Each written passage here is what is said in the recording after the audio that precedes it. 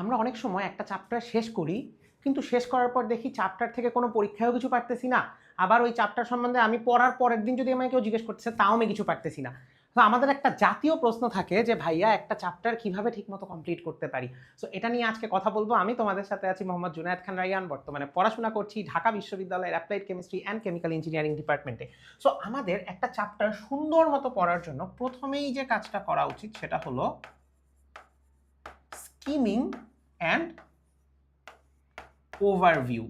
এখন এই skimming and overview এই কথাটার আসলে কি মানে? সো স্কিমিং অ্যান্ড ওভারভিউ নিয়ে যদি আমি প্রথমে কথা বলি, আমাদের কি করা উচিত, চ্যাপ্টারের যে মেইন পয়েন্টগুলো, অর্থাৎ চ্যাপ্টারে কি পরিচ্ছেদ থাকে না, পরিচ্ছেদ নং এত, অনুচ্ছেদ নং এত, এগুলা থাকে না, ওই যে বোল্ড করে যে পয়েন্টগুলো লেখা থাকে, ওই মেইন পয়েন্টগুলা, বোল্ড পয়েন্টগুলো আমরা নামগুলা পড়বো এবং পুরাটা চ্যাপ্টার একবার রিডিং দিয়ে দিব। জাস্ট রিডিং, কিচ্ছু না, গল্পের বইয়ের মতো পুরাটা চ্যাপ্টার একটা রিডিং দিয়ে দিব। এবার স্কিমিং অ্যান্ড ওভারভিউর পর আমরা যেটা করব সেটা হলো সবচেয়ে ইম্পর্টেন্ট আমার কাছে, কনসেপ্ট ক্লিয়ারিং। Concept clearing. এখন এই যে তুমি কনসেপ্ট ক্লিয়ারিং করবা, এটার জন্য তুমি কোনো অনলাইনের যে জায়গায় তুমি পড়তেছো তুমি সেখান থেকে লাইভ বা রেকর্ডেড ক্লাস দেখতে পারো। তুমি কোনো কোচিং সেন্টারে পড়তেছো অফলাইনে, তুমি সেই কোচিংয়ের কি বলে এটাকে, যে ক্লাস দেখতে পারো বা ওই ক্লাসে উপস্থিত থেকে শিখতে পারো, কনসেপ্ট ক্লিয়ার করে নিতে পারো। এবং একটা নোট খাতা অর একটা লেকচার শিট মেনটেইন করতে পারো। তাহলে কি হবে, তোমার এই চ্যাপ্টারের মেইন যে কনসেপ্টগুলো আছে সেগুলো তুমি এগুলোর মাধ্যমে এনশিওর করতে পারবা। তুমি যেই মডিউলেই পড়ালেখা করো না কেন, তুমি অফলাইনে পড়ো অথবা অনলাইনে পড়ো। এবার কনসেপ্ট ক্লিয়ারিং এর পরবর্তীতে তুমি যেটা যেতে পারো যে তোমার রিভিশন অ্যান্ড ফাইনম্যান টেকনিক। এখন এখানে হোয়াট ইজ ফাইনম্যান টেকনিক আর রিভিশন, এই জিনিসটা কি? সো রিভিশনের জন্য তুমি অনেক কিছু করতে পারো। প্রথম কথা, তোমার ওই যে লেকচার স্লাইড বা নোট খাতাটা ফলো করতে পারো। তোমার যদি কোনো টপিকে কোনো সমস্যা থাকে, তুমি দরকার লাগলে আবার সেই রেকর্ডেড ক্লাসটাও একটু দেখে নিতে পারো, কোনো সমস্যা তো নাই, তাই না? এখন পুরোটা চ্যাপ্টার রিভাইজ দিতে গেলে তোমার সবার প্রথমে কি করা উচিত, মেইন বই পড়া উচিত। মেইন বইটা পড়বা এবং সাথে ম্যাথগুলা দেখবা এবং হাতে করে ফেলবা, যে কয়টা না করলেই না, ম্যাথ যদি থাকে তাহলে। এরপর তোমার তাহলে রিভিশনটা এভাবে কমপ্লিট হয়ে গেল, তুমি লেকচার খাতা দেখলা, তোমার সব নোটও ক্লিয়ার হয়ে গেল। ফাইনম্যান টেকনিকটা কি?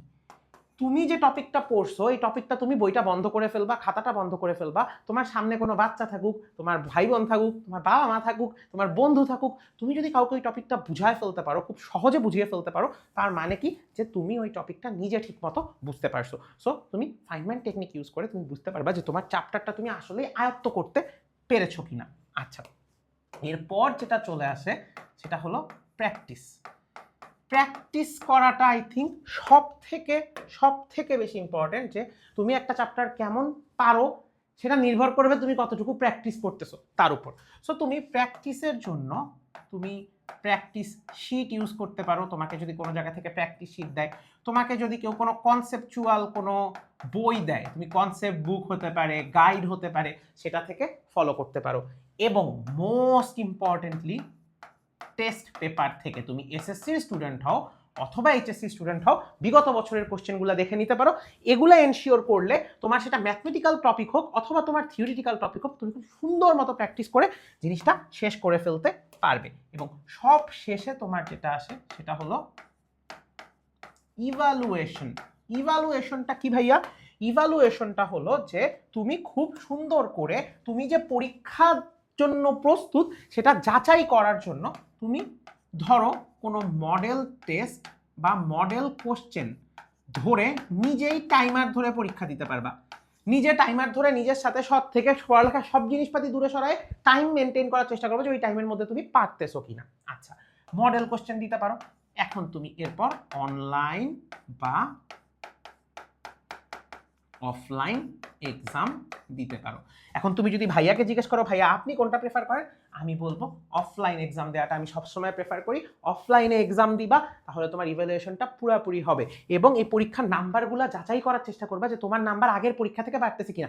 কম্পিটিশনটা যেন ইউ ভার্সেস ইউ হয়, যে তুমি আগের পরীক্ষা থেকে ভালো র্যাঙ্ক করতে পারতেছো কিনা, তুমি নিজের আগের পরীক্ষা থেকে ভালো করতে পারতেছো কিনা, অন্যদেরকে অটোমেটিক্যালি টেক্কা দিতে পারবা। এরকম আর কি কি ধরনের প্রবলেম তোমরা ফেস করো জানাবে, নেক্সট ভিডিওতে দেখা হবে। এবং এরকম আরও স্টাডি টিপসের জন্য এবং আরও এক্সটার্নাল ভিডিওসের জন্য কেমিস্ট্রি অ্যান্ড হোয়াট নটে তোমরা সাবস্ক্রাইব করে রাখতে পারো।